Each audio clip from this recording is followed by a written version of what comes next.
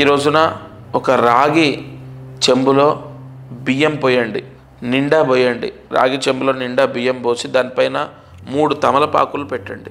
3 తమలపాకులు పెట్టి ఒక పసుపు ముద్ద చేయండి. ఆ పసుపు ముద్దని ఆ తమలపాకుల పైన పెట్టి కుంకుమ తీసుకొని పూజ చేయండి.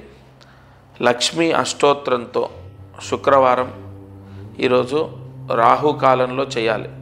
అంటే 10:30 నుండి 12 గంటల మధ్యలో రాగి చెంబులో బియ్యం పోసి 3 తమలపాకులు పెట్టి దానిపైన పసుపు ముద్ద పెట్టి కుంకుమ వేసి లక్ష్మీ అష్టోత్తరం చదువుతూ పూజ చేయండి. తర్వాత కుంకుమ అంతా అంటే లక్ష్మీ అష్టోత్తరం చదవాలి మొత్తం. ఆ చదివేంతసేపు కుంకుమ వేయాలి. తర్వాత ఆ పసుపు తీసుకొని గడపకు రాయండి నీళ్ళలో కలిపి. ఇంకొకటి ఆ కుంకుమ ఏదైతే ఉంటుందో ఆ కుంకుమ మీరు బొట్టు పెట్టుకోవడము చేసిన తర్వాత మిగులుతుంది కదా, అది గడపకు బొట్లు పెట్టండి.